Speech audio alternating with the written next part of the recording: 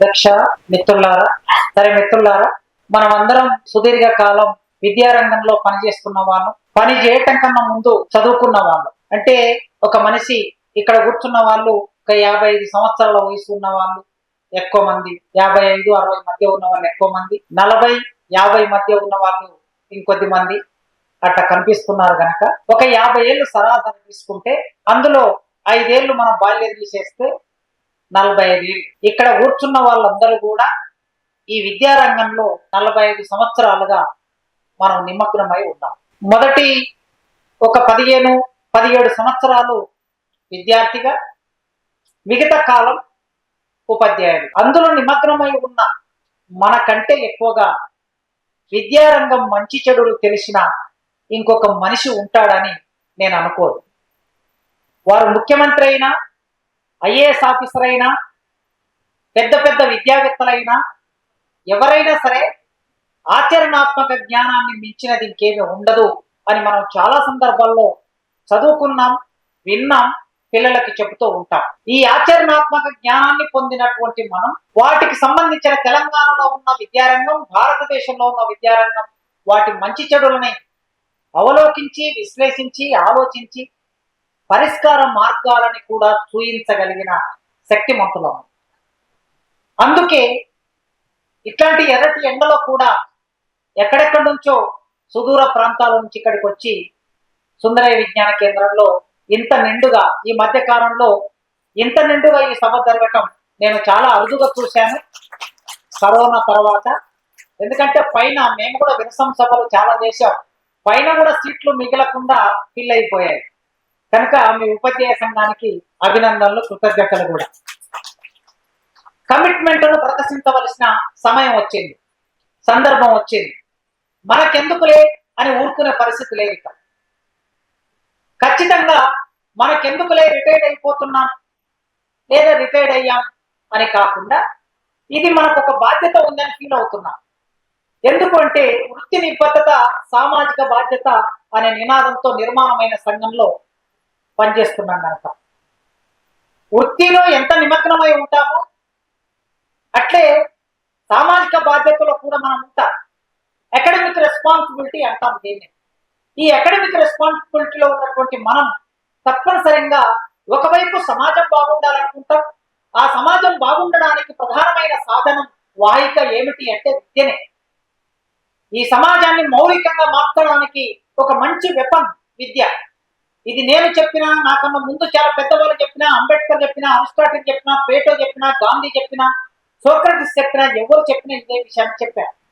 మనమందరం ఇదే విషయాన్ని విద్యార్థులకు బోధిస్తూ ఉంటాం. సమాజంలో కూడా ఒక డైలాగ్ నడుపుతూ ఉంటాం సమాజంతో. కనుక అంత ముఖ్యమైన సమాజాన్ని మౌలికంగా మార్చగలిగిన శక్తివంతమైన విద్యను చేతిలో పట్టుకొని దాన్ని బోధిస్తున్నటువంటి వాళ్ళుగా మనకి చాలా బాధ్యత ఉందని ఫీల్ అవుతున్నాం. వేరే రంగంలో ఉన్న వాళ్ళ బాధ్యతగా ఫీల్ కాకపోతే బహుశా దేశానికి అంత వేగంగా నష్టం జరగకపోవచ్చు. నష్టం జరుగుతుంది. ఎవరైనా సరే ఈ దేశంలో బాధ్యతగా ఉండకపోతే, ఈవెన్ విద్యార్థి కూడా బాధ్యతగా చదువుకోకపోతే దేశానికి నష్టం. ఎందుకంటే ఒక విద్యార్థి మీద సరాసరి ఈ ప్రజలు ఖర్చు పెడుతున్న డబ్బు సరాసరి 5 లక్షలు. 1వ తరగతి నుంచి మొదలు పెడితే పీసీ అయిపోయే వరకు ప్రభుత్వం విద్యారంగంలో చదువుకుంటే వేసిన అంచనా ఏమిటంటే 5 లక్షలు. ఈ 5 లక్షల డబ్బు ఎక్కడి నుంచి వస్తుందంటే ప్రజలు కట్టే పన్నుల నుంచి వస్తుంది. ప్రజల డబ్బు. ఒక విద్యార్థి స్కూల్కి వచ్చి, కాలేజ్కి వచ్చి, యూనివర్సిటీకి వచ్చి ఆ విద్యార్థి సరిగ్గా చదువుకోలేదంటే 5 లక్షల డబ్బును వృధా చేసినట్లు. అంటే ప్రజల డబ్బును వృధా చేసే బాధ్యత రాహిత్యంగా ఆ విద్యార్థి పలికినట్టు మనకు అర్థమవుతుంది. అందుకే విద్యార్థి అయినా, అధ్యాపకుడైనా చాలా జాగ్రత్తగా, బాధ్యతగా ఉండాలి. ఇతర రంగాల్లో పనిచేసే వాళ్ళు కాస్త ఏమరపాటుగా ఉన్నా కూడా వాటి దుష్ఫలితాలు కొద్ది కాలానికి తెలుస్తాయి. కానీ విద్యారంగంలో ఏమరపాటుగా ఉంటే వెంటనే దాని రిఫ్లెక్షన్ వస్తుంది. 1 సంవత్సర కాలంలో, 6 నెలల కాలంలో, 3 నెలల కాలంలో ఏమరపాటు ఉంటే నిన్న వచ్చిన 10th క్లాస్ ఫలితాల్లో మనకు కనిపిస్తుంది వెంటనే. మనం ఎక్కువ రోజులు వేసుకోవాల్సిన అవసరం లేదు. అంటే ఒక పరిమాణాత్మక మార్పు, గుణాత్మక మార్పు రావడానికి కొంత సమయం పడుతుందని ఫిలాసఫీలో పాఠం చెప్తాం మనం. అది మన కంటికి ఒక్కోసారి కనిపించవచ్చు, ఒక్కోసారి కనిపించకపోవచ్చు. గెంతులాగా ఉన్నప్పుడే కంటికి కనిపిస్తుంది, కానీ స్లోగా మార్పు జరుగుతున్నప్పుడు మన కంటికి కనిపించదు. శరీరంలో జరిగే మార్పు మన కంటికి కనిపించదు. ఆ కంటికి కనిపించాలంటే శరీరంలో జరిగే మార్పు ఏదో రూపంలో బయటికి రిఫ్లెక్ట్ కావాలి. అది క్యాన్సర్ అయితే ఒక గడ్డ రూపంలో, అది గుండె నొప్పి అయితే ఇంకో రూపంలో, అది షుగర్ అయితే ఇంకో రూపంలో, అది బయటికి వచ్చినప్పుడు బయటికి రావడానికి ఎంతో ఈ ప్రాసెస్ ఉంటుంది. ఈ ప్రాసెస్ అంతా మనకి అర్థం కాదు. అర్థమయ్యే సమయానికి అప్పటికి మనం తేరుకుంటే చేయగలిగేది ఏమి లేదు. అందుకే విద్యారంగంలో జరిగే ప్రతి మార్పులో మనం భాగమవుతాం కనుక మనం ఏమర్పాటుగా ఉంటే ఈ సమాజం నష్టపోతుంది, మనం అందరం నష్టపోతాం. అందుకే ఈ సమాజం నష్టపోవద్దని, ఈ దేశ ప్రజలు నష్టపోవద్దని, లేదా మన విద్యార్థులు నష్టపోవద్దని ఒక బాధ్యతగా ఇవాళ ఇక్కడ కూర్చొని అందరం ఆలోచిద్దామని వచ్చా. ఒక డైలాగ్ నడుపుదాం వచ్చా, ఒక డిస్కోర్స్ చేద్దామని వచ్చా. ఎవరితో? మనతో మనం డిస్కోర్స్ చేయడం కాదు, మనతో మనం డైలాగ్ నడపడం కాదు, పాలక వర్గాలతో డైలాగ్ నడపాలి, సమాజంతో డైలాగ్ నడపాలి. సమాజం మనకు దూరంగా ఉండి మనకు మనం మాత్రమే మార్చలేని విద్యారంగాన్ని. సమస్యలు అక్కడే ఉంది. నేను నిన్నట్టు వచ్చి ఆలోచిస్తూ ఉన్నా, ఏం మాట్లాడాలి. 35 ఏళ్ళుగా మాట్లాడుతున్నాను నేనైతే విద్యారంగం నుంచి. విద్యార్థి సంఘం నాయకుడు, కార్యకర్తగా, నాయకుడిగా, టీచర్గా, ఒక 23 సంవత్సరాలు టీచర్గా, అంతకు మునుపు విద్యార్థి సంఘం నాయకుడిగా మాట్లాడుతూ ఉన్నాను. ఏం మార్పు జరిగిందని ప్రశ్న వేసుకుంటే ఇక్కడ చాలా మంది పెద్దవాళ్ళు ముందు కూర్చొని ఉన్నారు. ఉపాధ్యాయ సంఘంలో సుదీర్ఘ అనుభవం, అంటే దాదాపు 50 ఏళ్ళ సుదీర్ఘ అనుభవం ఉన్నటువంటి వాళ్ళు ఇక్కడ కూర్చున్నారు. ఒక 30-35 ఏళ్ళ అనుభవం మాత్రమే కాకుండా 50 ఏళ్ళ అనుభవం, 60 ఏళ్ళ అనుభవం ఉన్న వాళ్ళు కూడా ఉన్నారు. ఇన్నేళ్ల నుంచి మాట్లాడుతున్నాం కదా, ఈ మాట్లాడుతున్న క్రమంలో మార్పు చూస్తే మార్పు జరిగిందా? మార్పు జరగకపోగా తిరోగమనం వైపు వెళ్తూ ఉన్నాం. అంటే పాలక వర్గాలు తిరోగమనం వైపు తీసుకెళ్తున్నాయి. ఎప్పుడు అనుకునే వాళ్ళం మేము, మతి నలపగ సంసారం అతి చంచలం ఎండమావులట్లు సంపత్ ప్రతుతులు క్షణికంబుల్ గతకాలము మేలు వచ్చు కాలం కంటే అన్నాడు నన్నయ్య. గతకాలము మేలు వచ్చు కాలం కంటే అన్నాడు. ఒక్కొక్కసారి ఆలోచిస్తే గతమే బాగుందా అనిపించంతగా. మనం చదువుకున్నప్పుడు స్కూల్ బాగుండే కదా, మనం చదువుకున్నప్పుడు బాగా పాఠాలు చెప్పేవాళ్ళు కదా, మనం చదువుకున్న రోజుల్లో పెద్దవాళ్ళ శిక్ష చదివితే 10th క్లాస్ పూర్తి అయినట్లు కదా. ఇప్పుడు పెద్దవాళ్ళ శిక్ష కాదు కదా, డిగ్రీ, ఇంటర్మీడియట్ డిగ్రీ, పీజీ చదివిన వాళ్ళు కూడా పెద్దవాళ్ళ శిక్ష చదవలేకపోతున్నారు కదా. కనుక గతకాలం మేలు వచ్చు కాలం కంటే అనే భావనే నిజమా, అదే సరైందా అని అనుకునే ఒకనొక కొసకు నెట్టబడుతున్నాం. కానీ వచ్చు కాలము మేలు గతకాలం కంటే అన్నాడు గురజాడ. ఎప్పుడు రేపే బాగుంటుంది అన్నాడే.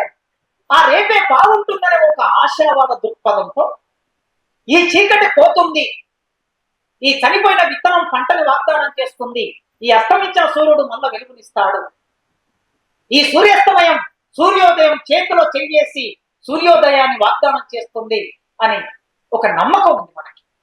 ఆ నమ్మకం ఉంది కనుక ఈ సమాజాన్ని మార్చాలని ఒక తపనతో నడుస్తూ ఉన్నాం. మరి మాట్లాడే ఉద్యమాలు చేసి నినాదాలు చేసి, ధర్నాలు చేసి, వ్యాసాలు రాసి ప్రభుత్వాల్లో ఎందుకు మార్పు రావటం లేదు, ఎందుకు ప్రభుత్వాలు చెల్లించటం లేదు అని అంటే, ప్రభుత్వాలు రోజు రోజుకి సున్నితత్వాన్ని కోల్పోతున్నాయి.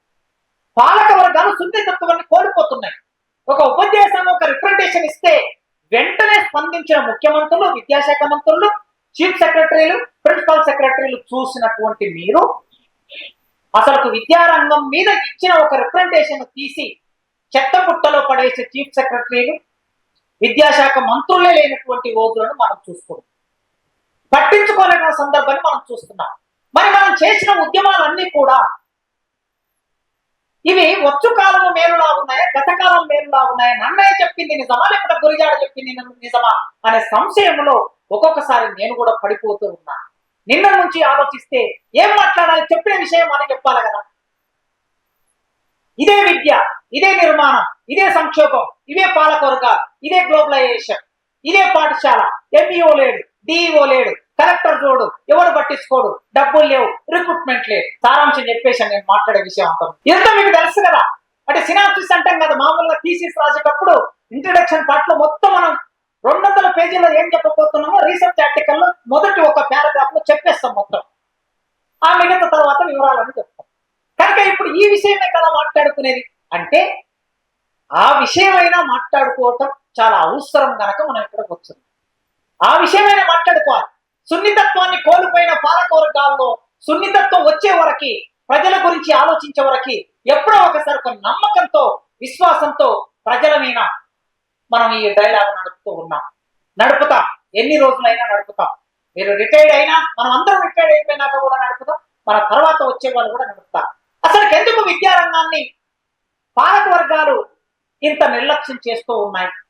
మన తెలంగాణ సమాజంలో, లేదా భారతదేశంలో, లేదా ప్రపంచంలో ఈ సినారియో ఎందుకు వచ్చింది, ముఖ చిత్రం ఎందుకు ఇట్లా ఉంది అని మనం ఆలోచిస్తే, విద్య ఎప్పుడైనా దాని ప్రాథమికమైన ధర్మం ఏమిటి అంటే సత్యం పట్ల ఒక ఎరుకను కలిగిస్తుంది విద్య. సత్యం పట్ల ఎరుకను కలిగిస్తుంది కనుక అసత్యమే రాజుమేలుతున్నప్పుడు ఎరుకను కలిగించడం కూడా ఒకానొక సందర్భంలో రాజద్రోహం అయిపోయి రోజులు వస్తాయి. ఆ ఎరుకను కలిగించడానికి ఎవరికి ఎరుకను కలిగించాలి? ప్రజలకి, ప్రజా సమూహానికి, మాసెస్ కి ఆ ఎరుకను కలిగించాలి. ఆ ఎరుకని కలిగిస్తుంది కనుక పాలక వర్గాలు విద్యను సాధ్యమైనంత వరకు ఏం చేస్తాయంటే, సామాన్య విద్య కాకుండా, అందరికీ అందుబాటులోకి విద్య రాకుండా పాలక వర్గాలు ప్రయత్నం చేస్తూ ఉంటాయి. ఇక రెండో పని ఏం చేస్తాయి?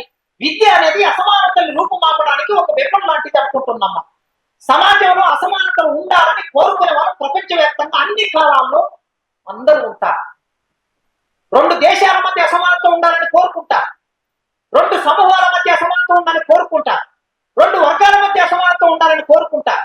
ఇద్దరు మనుషుల మధ్య అసమానత ఉండాలని కోరుకుంటారు.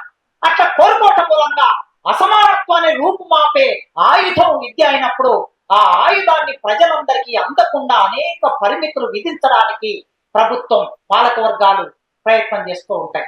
ఇంకా విద్య ఏం చేస్తుంది? విజ్ఞానాన్ని ఇస్తుంది. జ్ఞానం నుంచి మనం అజ్ఞానం నుంచి బయటపడడానికి కావలసిన జ్ఞానాన్ని ఇస్తుంది. ప్రకృతిని అర్థం చేయిస్తుంది, మనిషిని అర్థం చేయిస్తుంది, మన చుట్టూ ఉండే పరిసరాన్ని అర్థం చేయిస్తుంది, దోపిడీ ఎందుకు జరుగుతుందో అర్థం చేయిస్తుంది, అన్యాయం ఎందుకు జరుగుతుందో అర్థం చేయిస్తుంది. ఆ అర్థం చేయించే జ్ఞానాన్ని ఇస్తుంది విద్య. ఆ అర్థం చేయించే జ్ఞానాన్ని మనకిచ్చినప్పుడు నిరంతరం దోపిడీ చేసే పాలక వర్గాలు తమ పరిపాలనని ప్రశాంతంగా కొనసాగించుకోలేవు గనక మనకి ఆ జ్ఞానాన్ని ఇవ్వకుండా పరిమితులు విధిస్తూ ఉంటారు. జ్ఞానం వరకు ఉంటే కూడా కొంత ప్రమాదం ఉండకపోవచ్చు పాలక వర్గాలు. ఆ జ్ఞానం చైతన్యవంతంగా మారుతుంది. జ్ఞానం లేని సమాజాలు క్షీణిస్తాయి. జ్ఞానం లేని సమాజాలు అచేతనంగా ఉంటాయి. జ్ఞానం లేని సమాజాలు విముక్తిని సాధించలేవు. జ్ఞానం లేని సమాజాలు నిరంతరం బానిస మనస్తత్వంతో మగ్గిపోతాయి. అందుకే విద్య ద్వారా జ్ఞానం వస్తుందనుకున్నప్పుడు మన సమాజానికి జ్ఞానం అందటం అనేది పాలక వర్గాలకు ఇష్టం లేదు. ఎంత ఎక్కువ జ్ఞానం అందుకే అంత ఎక్కువగా చైతన్యం వస్తుంది కనుక ఆ చైతన్యం వచ్చినప్పుడు చైతన్యం వచ్చిన మనిషి ప్రశాంతంగా ఉండలేరు. ఖచ్చితంగా చైతన్యం వచ్చిన మనిషి ప్రశ్న వేస్తారు. ఆ ప్రశ్న వేయటం అనేది వాళ్ళకు ఇష్టం లేదు. సిరిగల్లా భారతదేశం తమ్ముడా, తాకట్టు పెట్టబడ్డది తమ్ముడా అనే పాటని ప్యారడీ చేసి సిరిగల్లా భారతదేశం తమ్ముడా, డిఏలు ఇవ్వకపాయే తమ్ముడా అని ఆయన రాశాడంటే ఆయనకుండే చైతన్యం వలన ఆ పాటని ఈ సందర్భానికి, మన సందర్భానికి అనుగుణంగా ఆయన రాయగలిగాడు, ఆయన పాడగలిగాడు. ఆ చైతన్యమే లేకపోతే అసలు సిరిగల్లా భారతదేశం తాకట్టు పెట్టబడ్డది అనే ఆ ఉపమానం ఎందుకు వస్తుంది? ఆ కవికి ఆ ఉపమానం ఎందుకు వస్తుంది? ఎందుకు వచ్చిందంటే ఆయనకు విద్య ఉంది గనక, ఆయనకు జ్ఞానం ఉంది గనక, ఆయనకు చైతన్యం ఉంది గనక ఆ కవి అలా రాయగలిగాడు. ఇప్పుడు ఈ కవిత ఇలా రాయగలిగాడు. అందుకే చైతన్యవంతమైన సమాజాలు నిశ్శబ్దంగా ఉండలేవు, అవి శబ్దాన్ని చేస్తూ ఉంటాయి. అందుకే పాలక వర్గాలు మనకు చైతన్యం రాకుండా ఉండడానికి విద్యని అనేక పరిమితులు విధిస్తూ ఉంటాయి. ఈ క్రమంలో పాలక వర్గాన్ని ఆలోచించినప్పుడు మరి మనం ఏం ఆలోచిస్తాం? నిరంతరం ఏం ఆలోచిస్తాం? అనేక ఉద్యమాలు జరిగాయి ఈ విద్యని ప్రజాస్వామీకరించడం కోసం. విద్య అందరికీ వద్దన్న రోజు, విద్యను ఎవరు చదువుకోవద్దన్న రోజు నుంచి మొదలు పెడితే, కనీసం ఒక 2000 సంవత్సరాల నుంచి మొదలు పెడితే, వేదం వింటే చెవుల సీసం కోసి, వేదం చదివితే నాలుక తెగ్గోసిన, శంభూకుడి తల తెగిపడిన రోజు నుంచి మొదలు పెడితే ఈనాటి వరకు విద్య అందరికీ అందాలి అని అనేక పోరాటాల ఫలితంగా ఇవాళ ఇంతమంది చదువుకోగలిగారు. ఇక్కడ కూర్చున్నటువంటి చాలా మంది ఇటు 7 తరాలు అటు 7 తరాలు విద్య గ్రంథము లేనటువంటి వాళ్ళు బహుశా 80% ఇక్కడ ఉన్నారు. మా తాత చదవలే, మా ముత్తాత చదవలే, మా నాన్న చదవలే. నేను చదువుకున్న మీతో సంభాషిస్తున్నాను. మీలో చాలా మంది బహుశా నాలాగానే ఉండి ఉంటారు. మరి ఇంతమందికి విద్య వచ్చిందంటే ఉట్టిగా రాలే. దానికోసం అనేక పోరాటాలు, అనేక త్యాగాలు, చిందిన నెత్తులు, కారిన కన్నీళ్ళు, వాటి ఫలితంగా మన విద్యను పొందగలిగాం. ఆ విద్యను పొందిన తర్వాత ఒక సమూహంగా ఏర్పడి సమాన విద్య, ప్రజాస్వామ్య విద్య, ప్రగతిదాయక విద్య, ఈ దేశాన్ని సామ్యవాద సమాజంగా మార్చడానికి కావాల్సిన విద్య అనే నినాదాలతో ఒక సంఘమే పెట్టుకోవాల్సిన అవసరం ఏర్పడింది. ఏపీటీఎఫ్ అనే ఒక సంఘం పెట్టుకోవాల్సిన అవసరం ఏర్పడింది కదా. కనుక అలాంటి ఒక సంఘం పెట్టుకొని ఆ సంఘం ద్వారా హక్కులు సాధించుకొని ఆ సంఘం ద్వారా విద్యలో రావాల్సిన మౌలిక మార్పుల గురించి చర్చ పెట్టి ఆ విద్యని అందరికీ అందే విధంగా ప్రయత్నం చేశారు. ఆ చేశాను గనక ఇవాళ ఈ మేరకైనా ఈ సమాజాన్ని చైతన్యవంతంగా ఉంచగలుగుతుంది. అనేక ఉద్యమాలు ఎట్లొస్తాయండి? విద్య లేకపోతే ఉద్యమాలు వస్తాయా? బోధించకపోతే ఉద్యమాలు వస్తాయా? సమాజం చలనంలో ఉంటుందా? ఉండదు. బ్రిటిష్ వ్యతిరేక పోరాటమైన, జాతీయోద్యమ పోరాటమైన, సంఘ సంస్కృత్యమ పోరాటమైన, నక్సల్బరి పోరాటమైన, స్త్రీవాద పోరాటమైన, ప్రత్యేక తెలంగాణ ఉద్యమమైన, దళితోద్యమమైన, ఏ సందర్భంలోనైనా విద్య ఉన్నటువంటి వాళ్ళే, చైతన్యమైన వాళ్ళే భావాలని ప్రోధి చేస్తారు. ఈ భావాలని ప్రోధి చేయటం పాలక వర్గాలకు ఇష్టం ఉండదు. పాలక వర్గాలు ఏం కోరుకుంటాయి? ఆధిపత్య భావజాలాన్ని విద్య ద్వారా అందించాలని పాలక వర్గాలు కోరుకుంటాయి. మనమేం కోరుకుంటాం? ఆధిపత్య భావజాలాలకి భిన్నమైన ప్రజాస్వామిక భావజాలం విద్య ద్వారా వెళ్ళాలని మనం కోరుకుంటాం. ఇక్కడనే కాంట్రడిక్షన్ ఏర్పడుతుంది, ఇక్కడనే వాళ్లకు మనకు ఘర్షణ ఏర్పడుతుంది. ఆ ఘర్షణ యుతమైన సంధి యుగంలో మనం నిలబడి మాట్లాడుకుంటున్నాం. తెలంగాణలో విద్యారంగ సంక్షోభాన్ని మనం ఈ నేపథ్యం నుంచి చూస్తే తప్ప మనకు అర్థం కాదు. ఈ నేపథ్యం నుంచి చూసినప్పుడు ఇవాళ తెలంగాణ రాష్ట్రం ఏర్పడి ఒక 10 సంవత్సరాలు 11 సంవత్సరాలు దాటిన తర్వాత విద్యారంగం గురించి మనం ఇంత సీరియస్ గా ఆలోచిస్తున్నాం. నిజంగా తెలంగాణ ఉద్యమం జరిగిన 1996 నుంచి మొదలు పెడితే 2014 వరకు ఈ మొత్తం కాలంలో జరిగిన ఉద్యమంలో ఏపీటీఎఫ్ లేదా ఇతర సంఘాలన్నీ చాలా బలంగా పాల్గొన్నాయి కదా. ఏపీటీఎఫ్, టీటీఎఫ్ లాంటి సంఘాలు, టీపీటీఎఫ్ లాంటి సంఘాలన్నీ, టీటీఎఫ్ లాంటి సంఘాలని ప్రత్యేకంగా తెలంగాణ కోసం పెట్టిన సంఘం కూడా ఎందుకోసం పోరాటం చేశారు? తెలంగాణ అంటే కేవలం భౌగోళికంగా ఒక రాష్ట్రం ఏర్పడడం మాత్రమే కాదు. తెలంగాణలో ప్రజాస్వామ్యయుతమైన విద్య కావాలి, తెలంగాణలో సమానమైన విద్య కావాలి, భిన్నమైనటువంటి సెక్టార్లు ఉన్న విద్య బద్దలైపోయి అందరికీ ఒకే విద్య రావాలి అనే ఒక ఆలోచనతో ఉపాధ్యాయులుగా మీరు అందులో పాల్గొన్నారు. ఉపాధ్యాయులుగా మీ విద్యార్థులని చైతన్యం చేసి ఆ ఉద్యమంలో పాల్గొనేటట్లు చేశారు. లక్ష్యం ఏమిటి? మనం ఎవరో ముఖ్యమంత్రులంగా, మనం ఎవరో మంత్రులంగా, ఎమ్మెల్యేలంగా, రాష్ట్రం ఏర్పడితే ఏం జరుగుతుంది, కనీసం విద్యారంగం బాగుపడుతుందేమో అని మనం అనుకున్నాం. ఇవాళ సమాజం ఒకప్పట్లాగా లేదు. చాలా చైతన్యం వచ్చింది సమాజంలో, చాలా ఎరుక కలిగింది. ఆ ఎరుక రావటం మూలంగా ప్రజలు తాము సంపాదించిన సంపాదనలో 70 నుంచి 75% విద్యారంగం మీద ఖర్చు పెట్టడానికి సిద్ధపడుతున్నారు. పేద ప్రజలు సిద్ధపడుతున్నారు. ఈ విషయం నాకన్నా మీకే ఎక్కువ తెలుసు. ఎందుకంటే మీరు గ్రామాల్లో ఉండి పనిచేస్తున్నారు కనుక. గ్రామాల్లో ఉండే ఒక శ్రామికుడు, ఒక రైతు, ఒక కూలి తమ పిల్లలను చదివించడానికి, ప్రైవేటు పాఠశాలకు పంపించడానికి రోజు కూలి చేసి కష్టపడి సంపాదించిన డబ్బును ఆ ప్రైవేట్ పాఠశాలలో ఫీజుల రూపంలో ఎట్లా చెల్లిస్తున్నారో మీరందరూ గమనిస్తున్నారు. ఆ ఎరుక వెనక్కి చైతన్యం వచ్చింది. మా పిల్లల్ని చదివించాలని. ఒక 30 ఏళ్ళు వెనక్కి వెళితే చదివించాలనే ఆలోచన లేని రోజుల్లో మీ పిల్లల్ని చదివించండి అని చెప్పారు మీరు. కానీ వాళ్ళు మనం చెప్పకుండానే చదివించే ఒక ఎరుక చాలా మందిలో వచ్చింది కనుక వాళ్ళందరూ తమ డబ్బును ఎక్కువ ఖర్చు పెడుతున్నారు. అందుకే ఇవాళ ఆ ఖర్చు అవుతున్న డబ్బంతా పెట్టుబడిదారుల చేతుల కిందకు వెళ్ళాలి, వ్యాపారస్తుల చేతుల కిందకు వెళ్ళాలి. ఆ రైతులు, ఆ కూలీలు, ఆ శ్రామికులు అప్రపాలు ఎందుకు కావాలి? వాళ్ళకి కూడా సమానమైన ప్రభుత్వ విద్య అందుకే వాళ్ళందరూ అప్రపాలు కాకుండా ఉంటారు కదా అనే ఒక కన్సర్న్ తో మనం మాట్లాడుతున్నాం. తెలంగాణ రాష్ట్రం వస్తే ఇది ఏర్పడుతుంది. అందరికీ ఒకే విద్య వస్తుంది.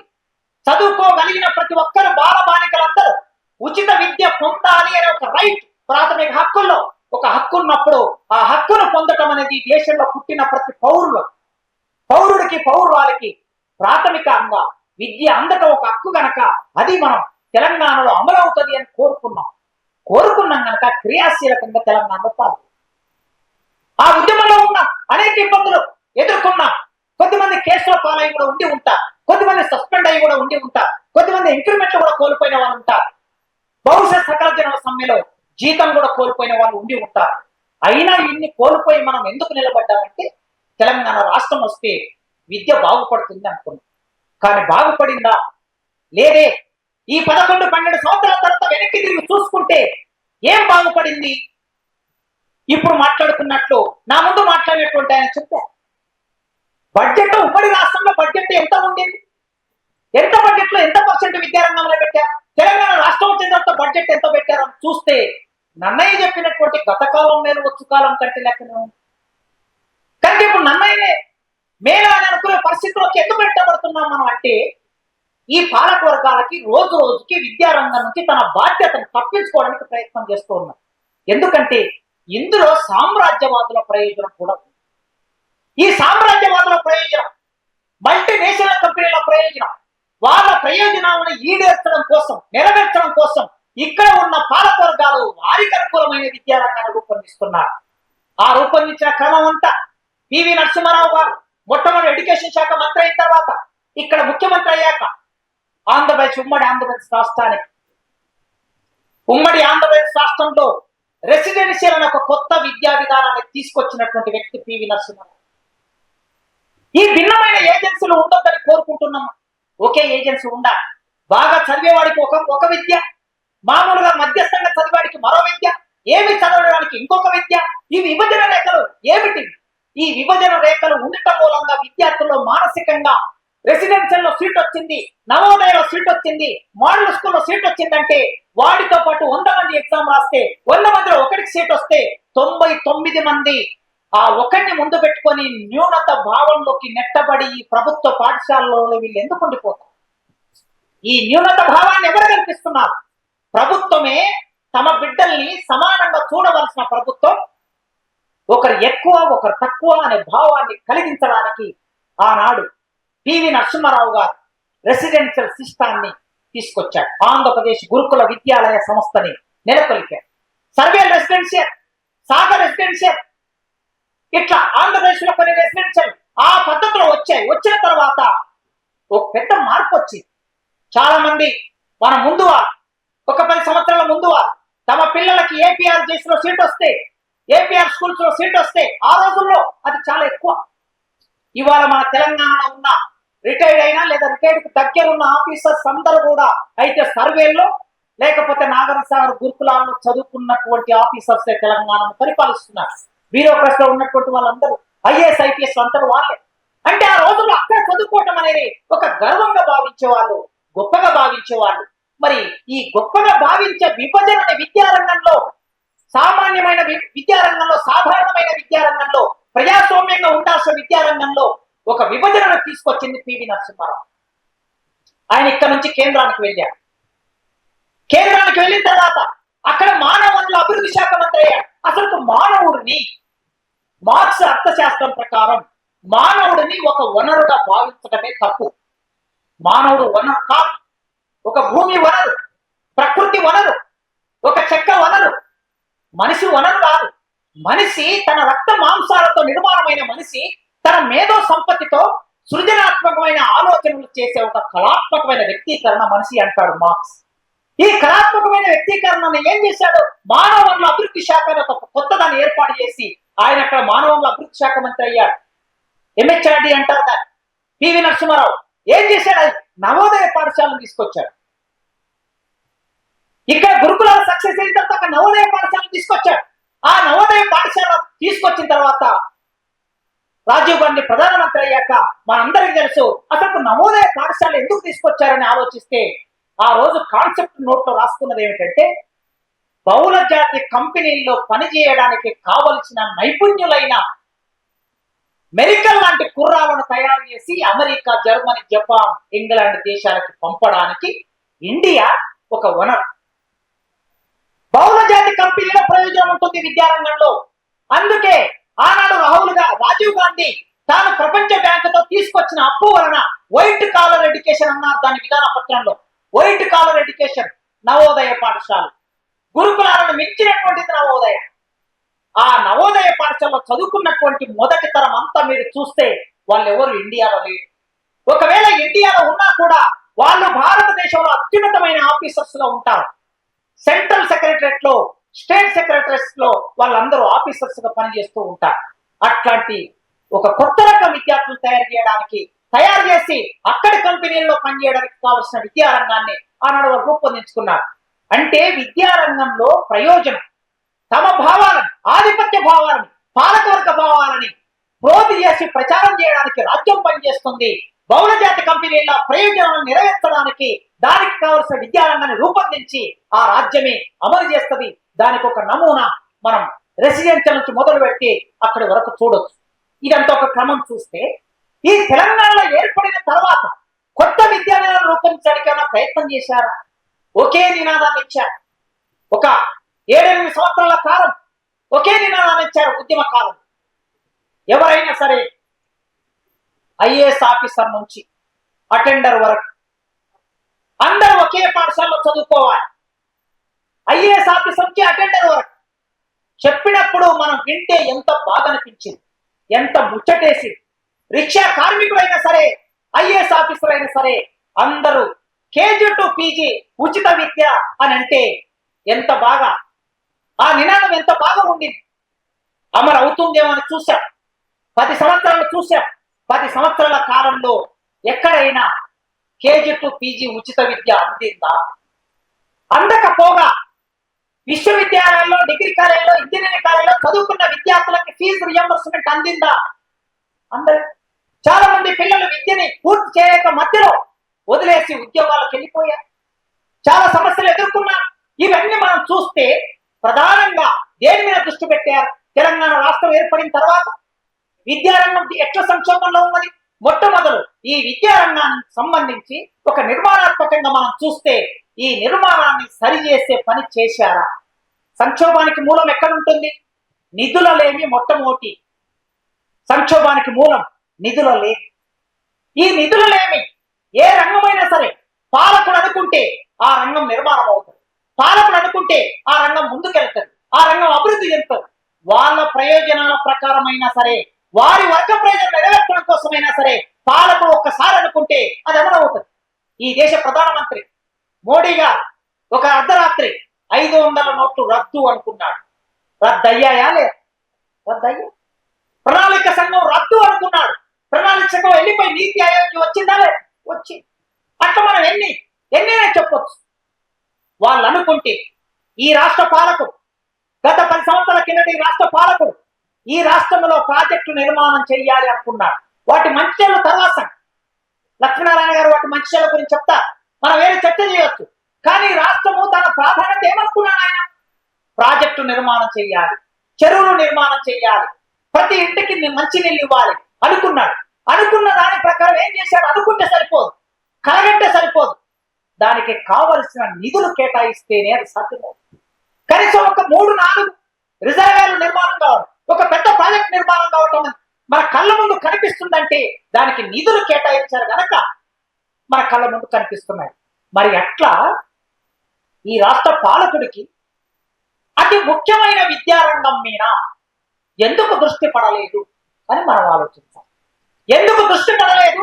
ఎందుకు నియామకాలు చేయలేదు? ఎందుకు నిధులు కేటాయించలేదు? ఎందుకు క్లాస్ రూమ్ నిర్మాణం చేయలేదు? ఇదంతా ఒక ఎత్తు అయితే రెండో అంశం పర్యవేక్షణ. ఇవాళ చాలా మంది మాట్లాడుతున్నారు. ఒక ముఖ్యమంత్రి అంటే ఒక ఐఏఎస్ ఆఫీసర్ అనేది ట్రాన్స్ఫర్ చేయొచ్చు, కానీ ఒక టీచర్ను ట్రాన్స్ఫర్ చేయడం అనేది చాలా కష్టం అండి అంటున్నారు.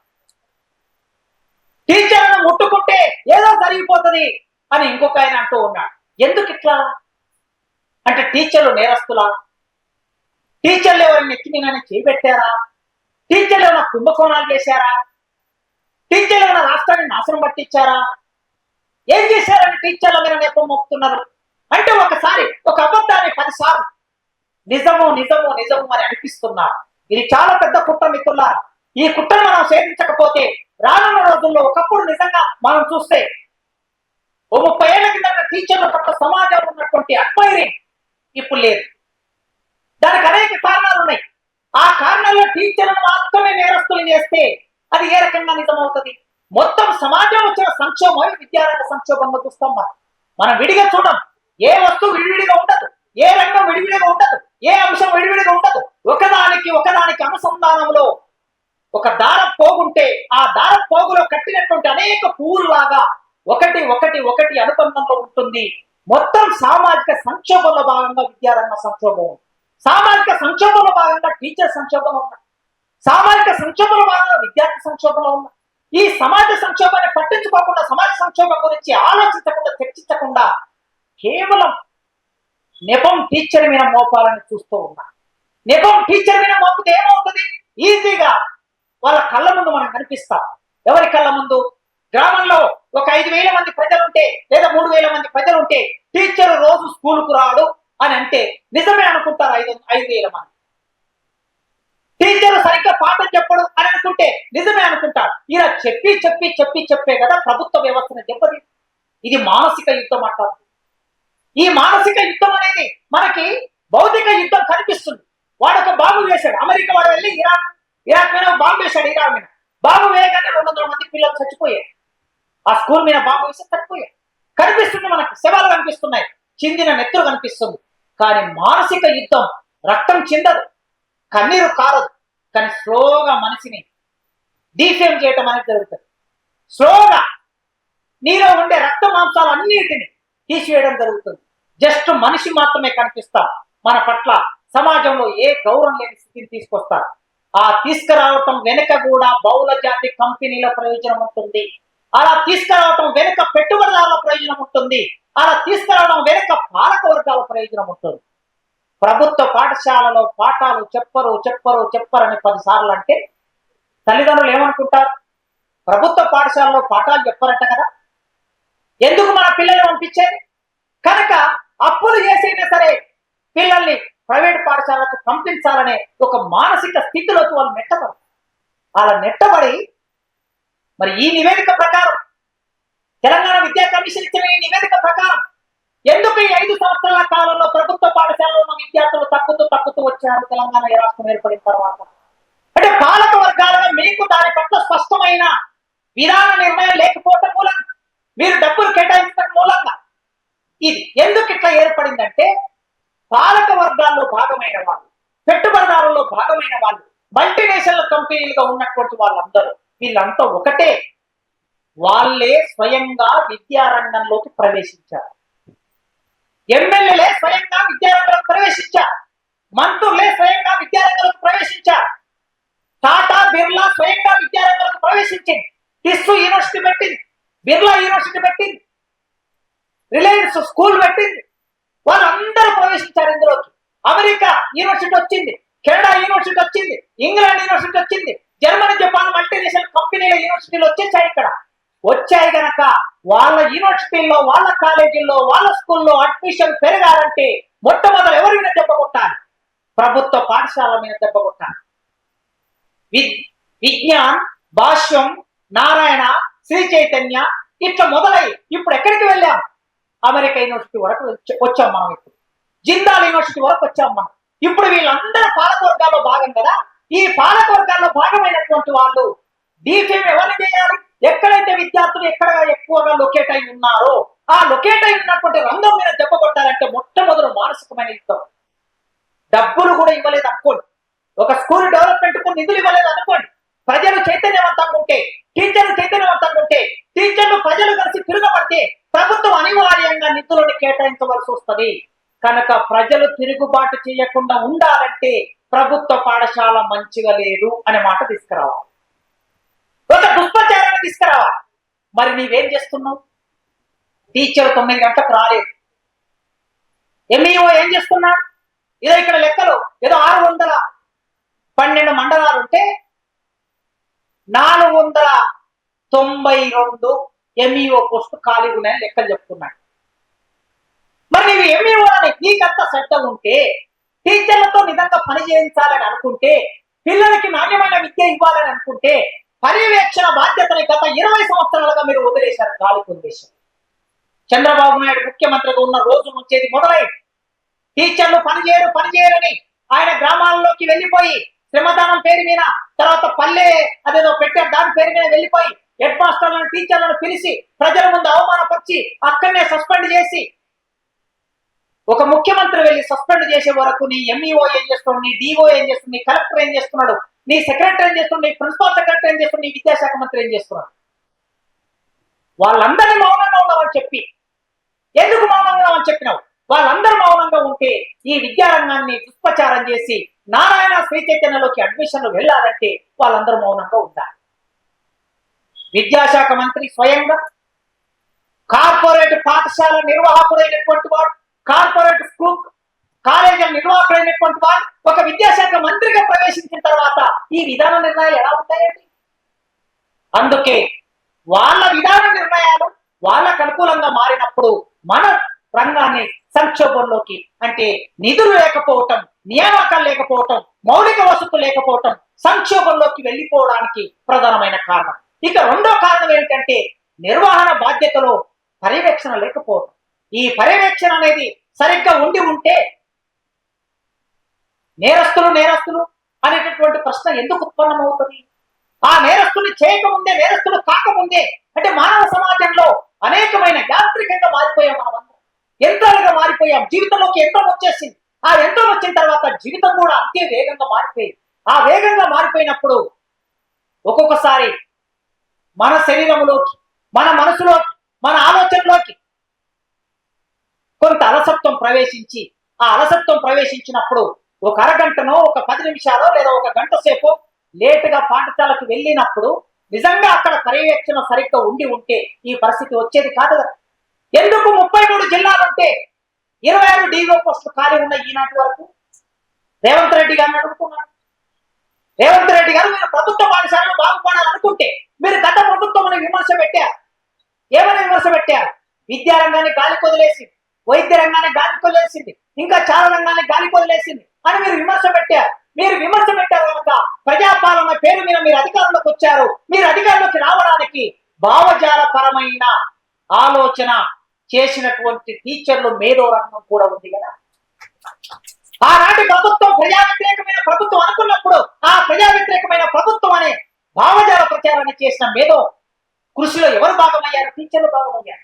మరి అలాంటి టీచర్ల కృషి వలన, ఎందరో ప్రజల కృషి వలన అధికారంలోకి వచ్చిన తర్వాత 2.5 సంవత్సరాలు దాటిపోయింది, 3 సంవత్సరాల దగ్గరికి వస్తుంది.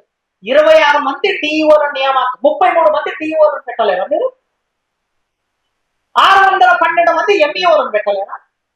ఖాళీ ఉన్న హెడ్ మాస్టర్ ప్రమోషన్లు ఇచ్చి హెడ్ మాస్టర్లని అన్ని స్కూళ్ళకి హెడ్ మాస్టర్ను పెట్టలేరా?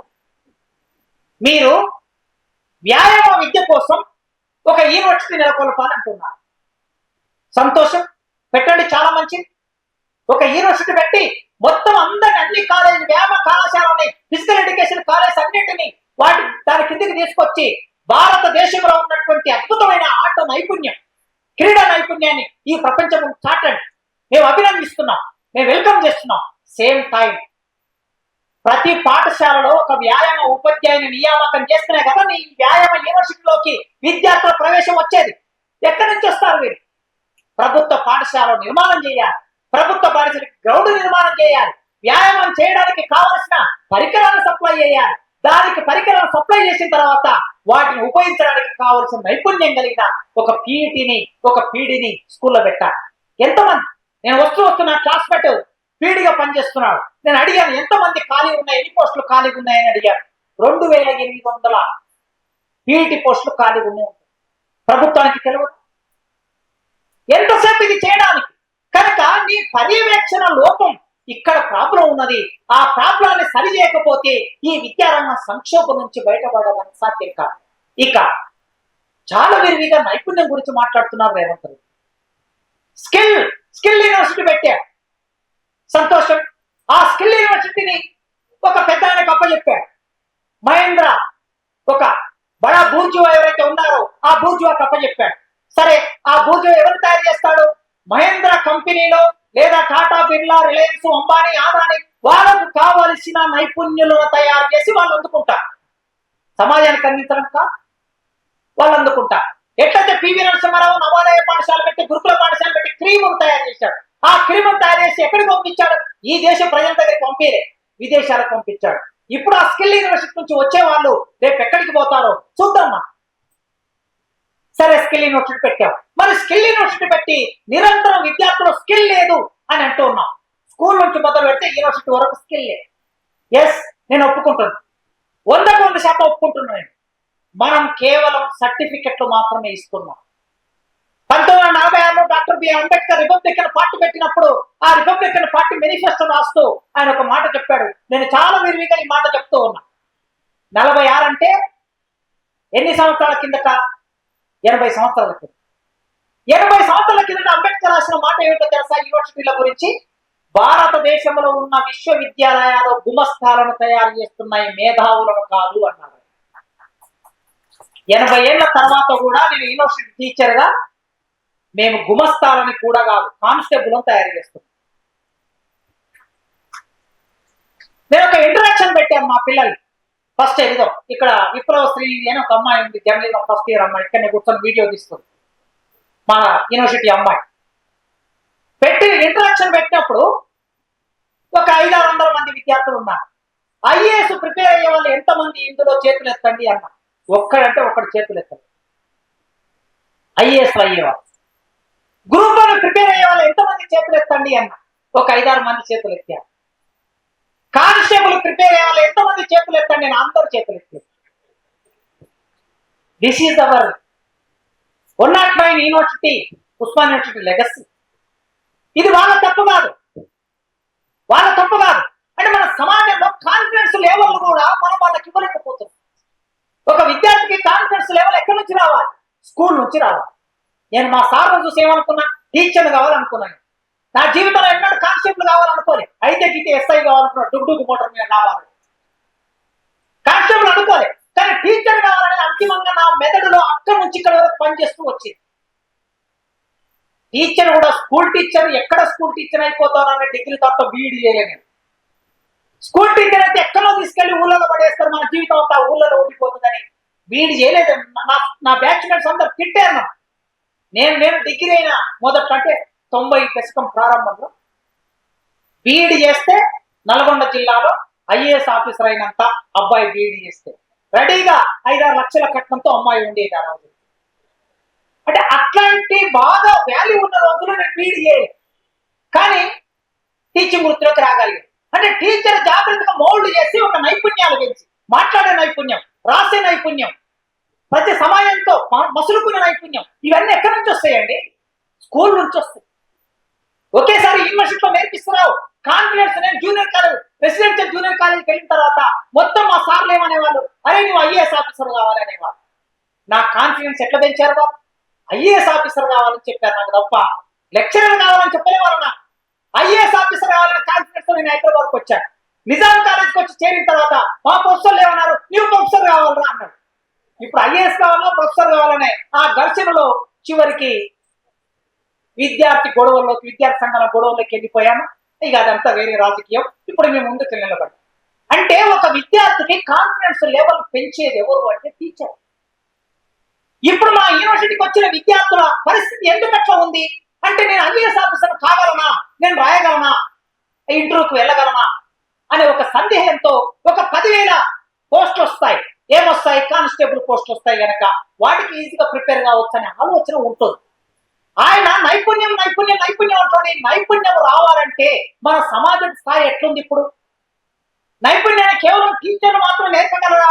టీచర్ ద్వారా మాత్రం నైపుణ్యం వస్తుందా? అసలు టీచర్ కు నైపుణ్యం ఉండాలి మొట్టమొదటి. ఇవాళ పరీక్ష పెడితే ఎంపిక విధానం అనేది, మన టీచర్ల ఎంపిక విధానం ఎంత అశాస్త్రీయంగా ఉన్నది. నా దృష్టిలో అయితే టీచర్ ఎంపిక కోసం పెడుతున్న పరీక్ష మొత్తం అశాస్త్రీయం. వేరే ఏ ఎగ్జామ్ కోసమైనా సరే, ఏ ఉద్యోగం కోసం ఎలాంటి ఎగ్జామ్ అయినా పెట్టుకోవచ్చు, కానీ టీచర్ కు ఏం లక్షణాలు ఉండాలి? మీరందరూ బీఈడీలో చదువుకున్నారు కదా. శ్రవణం బాగా వినే లక్షణం ఉండాలి, బాగా మాట్లాడే లక్షణం ఉండాలి, బాగా రాసే లక్షణం ఉండాలి, బాగా చదివే లక్షణం ఉండాలి. ఈ 4 లక్షణాలు టీచర్కు ఉండాలని, ఈ 4 లక్షణాలు విద్యార్థికి ఉండాలని మీరు బీఈడీ చేసేటప్పుడు ఈ నిపుణులన్నీ నేర్చుకుంటారు కదా. ఇవన్నీ నేర్చుకున్న మనం ఈ అన్నిటిని ఎవరికి? విద్యార్థిలో ప్రోధి చేయాలని కదా. మరి విద్యార్థిలో ప్రోధి చేయాలంటే అసలు రాసే నైపుణ్యం, డిఎస్సి పెట్టేటప్పుడు రాసే నైపుణ్యం ఎక్కడైనా ఉందా? మల్టిపుల్ క్వశ్చన్స్ వచ్చేసాయి. మేము పీజీ ఎగ్జామ్ రాసిన రోజు, మీరు పీజీ ఎగ్జామ్ రాసిన రోజు డిస్క్రిప్టివ్ ఉండేది. ఒక విద్యార్థి, ఒక స్కిల్ కలిగినటువంటి రాయగలిగిన కెపాసిటీ ఉన్న విద్యార్థి మాత్రమే ఉస్మానియా యూనివర్సిటీకి వచ్చేవారు. ఇప్పుడు 2000 బట్టి 2000 మల్టిపుల్ క్వశ్చన్లన్నీ బట్టి పడితే ఉస్మానియా యూనివర్సిటీలో ఏ సబ్జెక్ట్ లోనైనా సీట్ వస్తుంది. రాస్తే సీట్ రాదు, బట్టి పడితే సీట్ వస్తుంది. అన్ని ఎగ్జామ్స్ అట్లే మారిపోయాయి. నెట్ ఎగ్జామ్, సెట్ ఎగ్జామ్, అన్ని ఎగ్జామ్స్ ఇట్లా మారిపోయిన తర్వాత నీ ఎంపిక విధానంలోనే ప్రాబ్లం ఉంది. దాన్ని ఆలోచించకుండా నైపుణ్యం నైపుణ్యం నైపుణ్యం అంటే ఎక్కడి నుంచి నైపుణ్యం వస్తుంది? అందుకే ఆ నైపుణ్యాన్ని రూపొందించే ప్రోదిఎస్ఏ. నేను ఒక బీఈడి కాలేజ్ ప్రిన్సిపాల్ తో మాట్లాడి వాళ్ళ పొద్దున, సార్ తెలంగాణలో ప్రభుత్వ బీఈడి కాలేజీలు ఎన్ని ఉన్నాయి అని అడిగారు. సార్ 3 ఉన్నాయని చెప్పారు. ఒకటి నాగరం సాగర్ లో, ఒకటి వరంగల్ లో, ఇంకొకటి మాసప్ ట్యాంక్ లో. ఇంత పెద్ద తెలంగాణ రాష్ట్రానికి ప్రభుత్వ బీఈడి కాలేజీలు 3 అంటే 3. నేను అడిగా, ఇందులో పర్మనెంట్ ప్రొఫెసర్లు ఎంతమంది ఉన్నారు సార్ అని. ఒక్క ప్రొఫెసర్ కూడా పర్మనెంట్ లేరు. మాసప్ ట్యాంక్ లో బీఈడి కాలేజీ ప్రిన్సిపల్ ఈ రోజే రిటైర్డ్ అవుతున్నాడు సార్. ఇంకా ఆయన రిటైర్డ్ అయితే మొత్తం అందరూ పర్మనెంట్ వాళ్ళు పోయినట్లే. This is our Telangana situation. Revanth Reddy గారు, నేను ఇదో ఈ సభ నుంచి టీపీటీఎఫ్ అనే ఒక చారిత్రాత్మక, ఒక గొప్ప చరిత్ర కలిగిన, ఒక గొప్ప లెగసీ కలిగిన ఉపాధ్యాయ సంఘం వేదిక నుంచి మీకు రిక్వెస్ట్ చేస్తున్నా. నేను డిమాండ్ అంటే నువ్వు బాధపడతావేమో, రిక్వెస్ట్ చేస్తున్నా, విన్నపమే చేస్తున్నా. విను, బీఈడి కాలేజీల్లో పర్మనెంట్ ప్రొఫెసర్లు లేరు. నీవు అనుకునే టీచర్లు నైపుణ్యం రావాలంటే టీచర్లను తయారు చేసే శిక్షణలోనే ప్రాబ్లం ఉంది మనకి. ఆ శిక్షణ పరిపూర్తి కావాలంటే ఒక్కొక్క కాలేజీలో 20 నుంచి 25 మంది ప్రొఫెసర్లు కావాలి. అక్కడ నియామకం చేయి మొట్టమొదటి ఇమీడియట్ గా. తర్వాత డైట్, ఎస్జిటి టీచర్ వెళ్ళాలంటే డైట్ కాలేజీలు ఎన్ని ఉన్నాయి? పాత జిల్లాలోనే, కొత్త జిల్లాలు 33 జిల్లాలు వచ్చాయి. పాత 10 జిల్లాలోనే డైట్ కాలేజీలు ఉన్నాయి. పాత 10 జిల్లాలో డైట్ కాలేజీ ఎవరైనా పర్మనెంట్ లెక్చరర్ ఉన్నాడా? లేడు. 18,000 అవుట్ సోర్సింగ్ ఒక ఎంప్లాయీని తీసుకొని 18,000 జీతం ఇచ్చి టీచర్ను తయారు చేసే విద్యను బోధించమని చెప్తూ ఉంటే ఎట్లండి ఈ దేశంలో నైపుణ్యం వచ్చేది? ఎట్లండి ఈ రాష్ట్రంలో నైపుణ్యం వచ్చేది? ఉపాధ్యాయులకి నైపుణ్యాలు లేవు కనుక వీళ్ళ ప్రమోషన్ విధానం ఎట్లా ఉండాలి, వీళ్ళని అసెస్మెంట్ చేసే విధానం ఎట్లా ఉండాలి, వీళ్ళకి ఇంక్రిమెంట్ ఇచ్చే విధానం ఎట్లా ఉండాలని ఎడ్యుకేషన్ పాలసీలో ఏదో సార్ రాశారు. మురళి సార్ పాపం ఐఏఎస్ ఆఫీసర్కి వచ్చాడు. ఆయనకి ఈ సాధక బాధకాలు తెలియవు. ఇందులో అసలు ఒక టీచర్ని అంచనా వేయడానికి యూనివర్సిటీలో ఒక నమూనా ఉంది. ప్రమోషన్ ఇవ్వడానికి యూనివర్సిటీలో ఒక నమూనా ఉంది.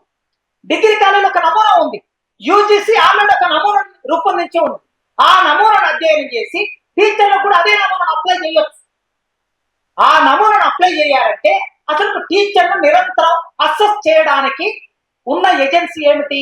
SCERT. అసలు SCERT లో పర్మనెంట్ ప్రొఫెసర్లు ఉన్నారా? మీకు తెలుసు, నాకనే ఎక్కువ. టీచర్లను నిరంతరం వాళ్ళ నైపుణ్యం ఎట్లా ఉంది, వాళ్ళకు ట్రైనింగ్. ఇప్పుడు మాకు యూజీసీ అకాడమిక్ స్టాఫ్ కాలేజ్ ఉంటుంది. UGC academic staff college assistant professor నుంచి అసోసియేట్ ప్రొఫెసర్ కావడానికి ఒక 60 రోజులు ట్రైనింగ్ చేయాలి. 2 కోర్సులు చేయాలి, నెల 60 రోజులు. 60 రోజులు అంటే 47-48 వర్కింగ్ డేస్ వస్తాయి. 60 రోజులు ట్రైనింగ్ చేస్తేనే అసోసియేట్ ప్రొఫెసర్ పోవాలి.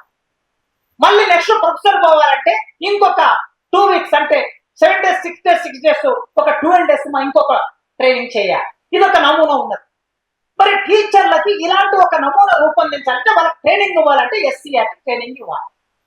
SCERT ట్రైనింగ్ ఇవ్వడానికి అక్కడే మనుషులు లేకపోతే, అక్కడే నైపుణ్యం కలిగినటువంటి మనుషులు లేకపోతే ఎవరికి ట్రైనింగ్ ఇస్తారు? అంటే దాన్ని వదిలేసి, ఇప్పుడు sir Murali sir office SCERT లోనే ఉంది అనుకుంటా కదా.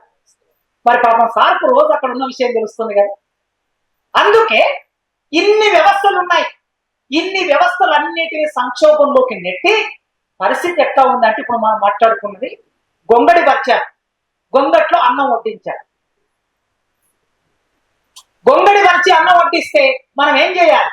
వెంట్రుకలు ఏరుకుంటూ కూర్చోవాలి. మారవలసింది గొంగడి మారాలి. గొంగడి మారితే ఎంట్రుకలు వేరే పనిపోతారు. అన్నం దేంట్లో వడ్డించాలి? ప్లేట్లో వడ్డించాలి. మనల్ని గొంగట్లో కూసబెట్టి అన్నం వడ్డించి మనల్ని అన్నం తినకుండా వెంట్రుకలు తీసేసే పనిలో మనం నిమగ్నం చేస్తున్నాం. అంటే ఇప్పుడు మన చర్చలో సంక్షోభం ఉంది అని పాలకులు మాట్లాడుతున్నారు. సంక్షోభం ఉందని మనం మాట్లాడుతున్నాం, సంక్షోభం ఉందని ఐఏఎస్ ఆఫీసర్ మాట్లాడుతున్నారు. మరి ఈ సంక్షోభాన్ని తీర్చడం ఎట్లా? పాలసీ ఏమిటి? పాలసీ ఈ రాష్ట్రానికి ప్రభుత్వానికి ఏముంది అనేది ఆలోచించాలి. అట్లా మనం ఆలోచించినప్పుడు ఇన్ని సమస్యల పరిష్కారం కావాలి. ఈ సమస్యల పరిష్కారం కాకుండా మనం తెలంగాణలో ఉన్న విద్యారంగాన్ని మళ్ళీ పునరుత్థానంలోకి తీసుకురావడం, శిఖరాగ్ర స్థాయికి తీసుకురావడం. ఒకప్పుడు ఎట్లా ఉండింది అని మనం గత కాలం మేలు కంటే వచ్చు కాలం మేలు అని మన మాట చెప్పాలంటే ఆ వచ్చు కాలం ఉండాలి. ఇప్పటి వరకు నేను ఇటువైపు నుంచి ఇచ్చాను, కాస్త ఇటువైపు నుంచి కూడా వస్తాను, అంటే నా వైపు నుంచి వస్తాను. నేను ఎంత సిన్సియర్ గా కాలేజ్కి వెళ్తాను అని నా సోషల్ రెస్పాన్సిబిలిటీ ఉంటుంది. ఒకటి నేను ఇన్నాళ్ళు ఇది మాట్లాడితే నరసింహారెడ్డి సార్ ఏమంటారు నాకు తెలియదు. రూలింగ్ క్లాస్ ను ఎక్కువ పెట్టాలి, రూలింగ్ క్లాస్ ను ఎక్కువ పెట్టకుండా మన గురించి మాట్లాడితే అప్పుడు రూలింగ్ క్లాస్ ను తక్కువ మాట్లాడినట్లు అవుతుందని ఎవరన్నా అనుకుంటే మీరు అనుకోండి, నాకేం అభ్యంతరం లేదు. కానీ నేను ఇది మాట్లాడకపోతే సమాజంలో ఎప్పుడో ఒకసారి నేను నేరస్తునిగా మిగిలిపోవాలని పరిస్థితి ఏర్పడుతుంది. కనుక నా వైపు నుంచి నేను వస్తా. నేను ఇంత జీతం తీసుకుంటున్నా, ఇది ప్రజల డబ్బు. అంటే విద్యారంగ సంక్షేమం ఉండడానికి సామ్రాజ్యవాదులు కారణం అన్నాను, రేణుసు కారణం అన్నాను, ఆదాని కారణం అన్నాను, అంబానీ కారణం అన్నాను, కేసీఆర్ కారణం అన్నాను, చంద్రబాబు నాయుడు కారణం అన్నాను, రేవంత్ రెడ్డి కారణం అన్నాను. మరి నేనెంత కారణం నేను కూడా చెప్పాలి. నేను ఇంత జీతం తీసుకుంటున్నా, ఇది ప్రజల డబ్బు.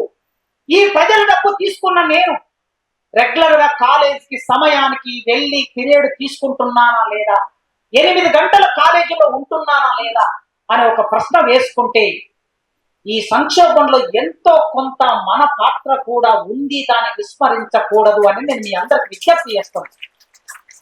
వేరే సంఘాల వాళ్ళు విస్మరిస్తే ఎవరు అడగకపోవచ్చు, అది వాళ్ళ ఎజెండాలో లేదు. కానీ మన ఎజెండాలో ఏముందంటే, నిన్ననే క్షమన్ అనే ఒక రచయిత కరీంనగర్ జిల్లా కథల పుస్తకం ఆవిష్కరణ చేశారు.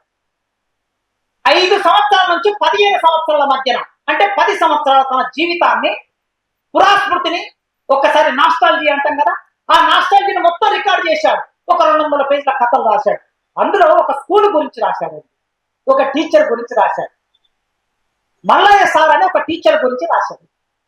ఈ మల్లయ్య సారు బడి నుంచి పారిపోతున్న పిల్లల్ని, బడి నుంచి ఆడుకోవడానికి వెళ్తున్న పిల్లల్ని, ఈత కొట్టడానికి వెళ్తున్న పిల్లల్ని, చింత చెట్టెక్కి కాయలు తెంపుతున్న పిల్లల్ని, మామిడికాయలు తెంపుతున్న పిల్లల్ని, ఆ పిల్లల దగ్గరికి వెళ్ళి ఆ చింత చెట్టు కింద కూర్చోబెట్టి పాఠాలు చెప్పి, ఆ మామిడి చెట్టు కింద కూర్చోబెట్టి పాఠాలు చెప్పి, అప్పుడు కూడా వీలు కాకపోతే పగలంతా పని చేసుకునే పిల్లల్ని తీసుకొచ్చి తన ఇంట్లో గుడ్డి దీపాల కింద, నూనె దీపాల కింద కూర్చోబెట్టి ఆ వెలుగులో కూర్చోబెట్టి పాఠాలు చెప్పిన మల్లయ్య సార్ గురించి రాసుకున్నాడు. ఇది కథ అంటే కల్పన కాదు, ఇది వాస్తవం. ఒక చరిత్ర రాశాడు, తన జీవితాన్ని రాశాడు. మరి అట్లాంటి టీచర్లు ఉన్న చోట, అట్లాంటి టీచర్లు సమాజాన్ని మార్చడానికి ఆ ఊరిలోనే ఉండి, ఒక టీచర్ ఊళ్ళో ఉన్నాడంటే ఊరికి ఎంత ధైర్యం, ఒక టీచర్ ఊళ్ళో ఉన్నాడంటే దొరకెంత భయం, ఒక టీచర్ ఊళ్ళో ఉన్నాడంటే దళితులకెంత ధైర్యం, ఒక టీచర్ ఊళ్ళో ఉన్నాడంటే హైదరాబాద్ లో చదువుకుంటున్న తన కొడుక్కి ఒక ఉత్తరం రాయాలంటే ఆ టీచర్ దగ్గరికి వెళ్ళి అయ్యా ఈ ఉత్తరం రాసి పెట్టు, ఇది కదా ఒక ధైర్యం ఇచ్చినటువంటి కాలం.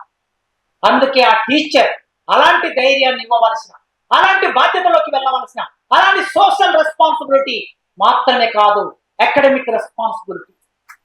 ఈ అకాడమిక్ రెస్పాన్సిబిలిటీని మనం ఈ సమాజంలో ప్రోధి చేయవలసిన బాధ్యత కూడా మన మీద ఉన్నది. విద్యార్థులు ప్రోధి చేయాలి, ఉపాధ్యాయులు కూడా ప్రోధి చేయాలి. వాడు కోరుకున్నది మనం చేసేది 2 ఒకటి కాకూడదు. పాలకులు ఏం కోరుకుంటున్నారు? ఈ విద్యా వ్యవస్థ నాశనం కావాలి వాళ్ళ ప్రయోజనాల కోసం. మరి మనం కోరుకునేది కూడా అదే అయినప్పుడు అప్పుడు సంక్షోభం వేగం అవుతుంది. మార్పు వేగం కాకపోగా సంక్షోభం వేగంగా తయారవుతుంది. అందుకే మిత్రులారా, ఈ సంక్షోభాన్ని నివారించాలంటే మనం కట్టుదిట్టంగా, ఇంతకుముందు మొన్న నిజామాబాద్ వీళ్ళు క్లాసులు పెడితే, కామారెడ్డిలో ఎక్కడ క్లాసులు పెట్టే కండ్రీగలు కలిసింది అక్కడ నేను అన్న, ఆ కండ్రీగలు కలిసిన అన్న బాగున్నాడా, పాట పాడినా, ఓకే సంతోషం. ఆ రోజు మేము మాట్లాడుకున్నాం, రిటైర్డ్ అయిన టీచర్లు చాలా మంది ఉంటారు. ఈ రిటైర్డ్ అయిన టీచర్లను ఏం చేద్దామంటే ప్రామాణికంగా, ప్రమాణంగా ఒక మండలాన్ని ఎంపిక చేసుకున్నాం. ఆ మండలాన్ని ఎంపిక చేసుకొని ఆ మండలంలో ఒక 4 గ్రామాలు 5 గ్రామాలు ఎంపిక చేసుకొని ఆ 4-5 గ్రామాల్లో స్కూల్ అయిపోయిన తర్వాత కూడా పిల్లల్ని అక్కడనే కూర్చోబెట్టి స్టడీ అవర్స్ పేరు మీద, లేదా వాళ్ళకి ఇంకా మ్యాథమెటిక్స్ కానీ, ఫిజిక్స్ కానీ, కెమిస్ట్రీ కానీ చెప్పడం కోసం మనకున్న నైపుణ్యాన్ని అంతా వాళ్ళకు ఇవ్వటం. అంటే ప్రభుత్వ పాఠశాలలో కూడా రిటైర్డ్ అయిన వాళ్ళు లేదా ఉద్యోగంలో ఉన్న వాళ్ళు ఎంత కమిట్మెంట్ తో పనిచేస్తారనేది నిరూపించడం కోసం, అది టీపీటేక్ ఉపాధ్యాయులే కమిట్మెంట్ తో ఉంటారని సమాజానికి చూపించడం కోసం మనం ఒక ప్రయోగం చేద్దాము అని ఆ రోజు నేను చెప్పాను. అలాంటి ఒక ప్రయోగాన్ని కూడా మొదలు పెడతాం. 250 మంది ఉన్న స్కూల్ 200 మందిగా మార్చడం ఎట్లా మారుతుంది? టీచర్ బాగా పాఠం చెప్తున్నాడు అనుకున్నప్పుడే, టీచర్ నైపుణ్యంగా చెప్తున్నాడు అనుకున్నప్పుడు, నాణ్యంగా చెప్తున్నాడు అనుకున్నప్పుడు, ప్రజలు ఏమి అంతగా డబ్బులు అప్పులు చేసి ప్రైవేట్ పాఠశాలలో తమ పిల్లల్ని చేర్పించాలని అనుకోరు. ఇవాళ పాఠశాలలు ఎంత సంక్షోభంలో ఉన్నాయి, అంతకన్నా ఎక్కువ సంక్షోభంలో ఉన్నత విద్యారంగం ఉంది. ఉన్నత విద్యారంగంలో మొత్తం ఖాళీలే. దాదాపు 2000 ఖాళీలు విశ్వవిద్యాలయాల్లో ఉన్నాయి. నిధులు లేమితో బాధపడుతున్నాయి. ఆ నిధులు ఏమి ఉండటం మూలంగా విశ్వవిద్యాలయాలను నడిపే పరిస్థితి లేదు. ఒకవైపు ఏమో పాఠశాల విద్య సంక్షోభంలో ఉంది, మరోవైపు ఉన్నత విద్య సంక్షోభంలో ఉంది.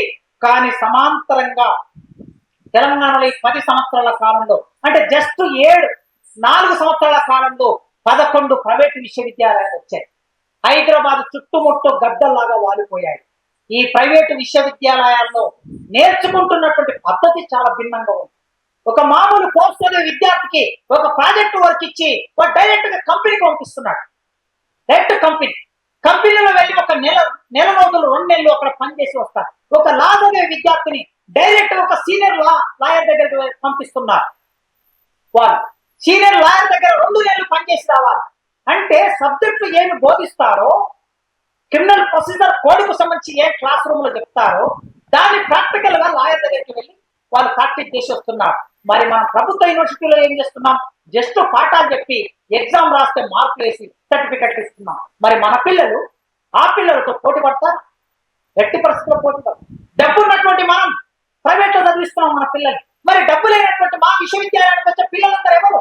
డబ్బు లేని పిల్లలు, మొదటి తరం పిల్లలు మా విశ్వవిద్యాలయానికి వస్తున్నారు. మరి వారికి నాణ్యమైన విద్య అందించడానికి కావలసిన నైపుణ్యమైన టీచర్ల కొరత ఉన్నది.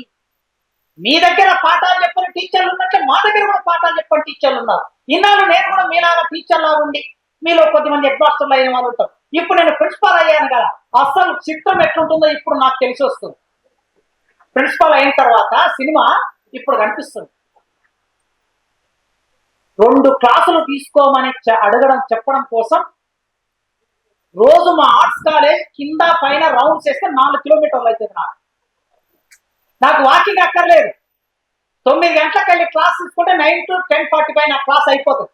10:45 నుంచి మొదలు పెడితే 11:30 వరకు రౌండ్స్ లో ఉండవలసిన పరిస్థితి. ఎందుకు ఏర్పడుతుంది ఈ పరిస్థితి? టీచర్ కి చెప్పాలా? ఇలా 2 లక్షల జీతం తీసుకునే ప్రొఫెసర్ కి చెప్పాలా? నీ క్లాస్ నువ్వు తీసుకోమని చెప్పాలా? నీ క్లాస్ కు నువ్వు రమ్మని చెప్పాలా?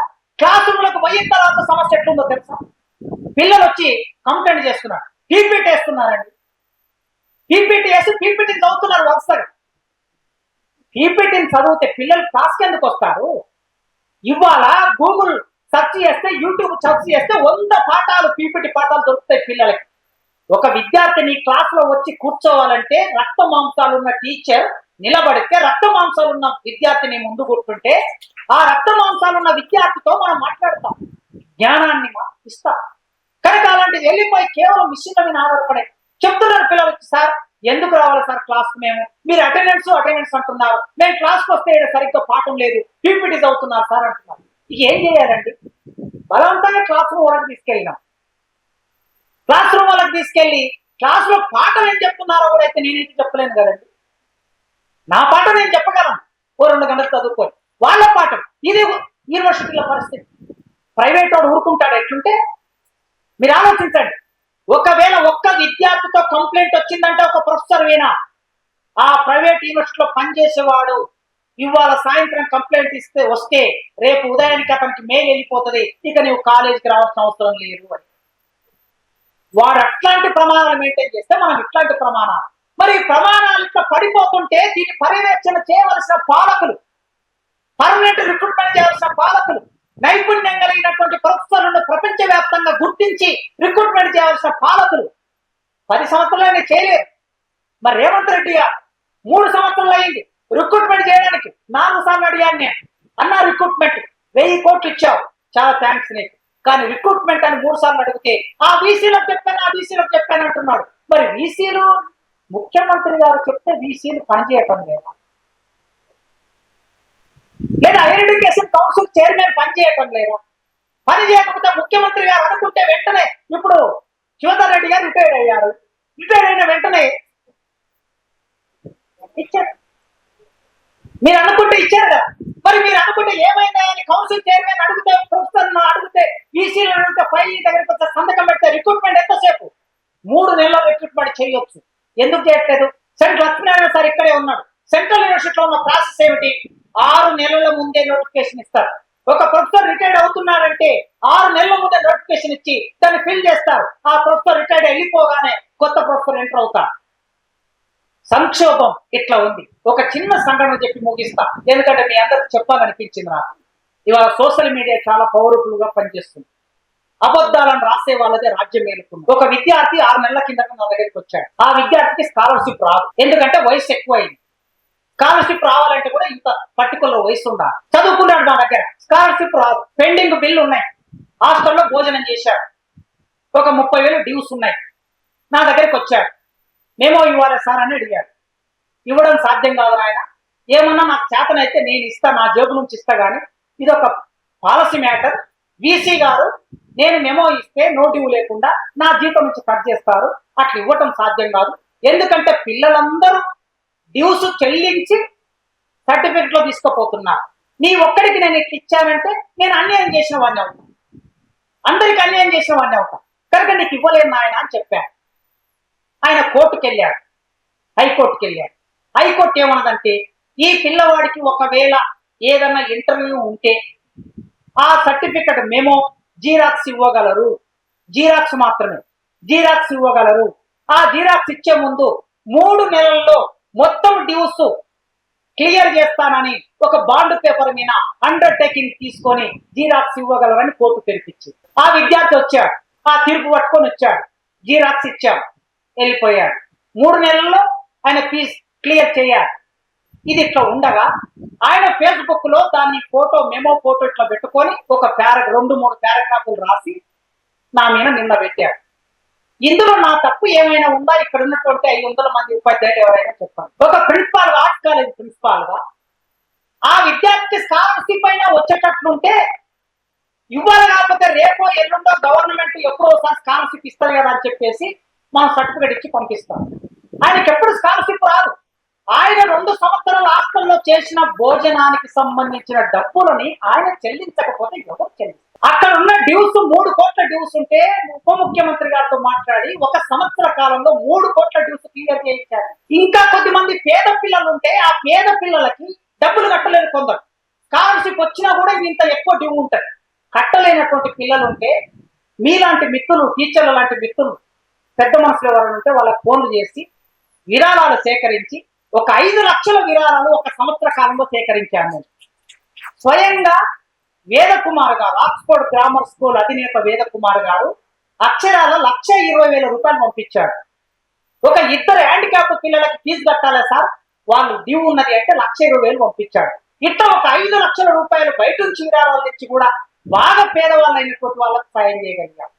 ఇన్ని చేసినా కూడా మన వ్యవస్థలో సోషల్ రెస్పాన్సిబిలిటీ అనేది ఎంతగా మారిపోయిందో చూస్తే, విద్యార్థికి రెస్పాన్సిబిలిటీ లేదు, అధ్యాపకులకు రెస్పాన్సిబిలిటీ లేదు. విద్యారంగ సంక్షోభంలోకి వెళుతున్న ఒకనొక సందర్భాన్ని ఎవరు పట్టించుకోకపోతే మన వైపు నుంచి కూడా ఇది లేకపోతే ఎట్లా అనే ఒక ప్రశ్న మనల్ని వెంటాడుతూ ఉంటుంది. అందుకే మిత్రులారా, అంతిమంగా ఈ విద్యారంగ సంక్షోభాన్ని నివారించవలసిన బాధ్యత ఈ రాష్ట్రాన్ని పరిపాలిస్తున్న ముఖ్యమంత్రి రేవంత్ రెడ్డి గారు చేపట్టాలి. వారు చేపట్టి వారు సిన్సియర్ గా పనిచేయాలనుకున్నప్పుడు ఖచ్చితంగా అందులో మనమందరం సోషల్ రెస్పాన్సిబిలిటీగా, అకాడమిక్ రెస్పాన్సిబిలిటీగా మన పాత్ర మనం నిర్వర్తించి ఈ విద్యారంగాన్ని కాపాడడానికి ప్రయత్నం చేయాలని కోరుకుంటూ ఈ ఉపన్యాసం ఇంతసేపు మీరు విన్నందుకు మీ అందరికీ వందనాలతో థ్యాంక్ యూ.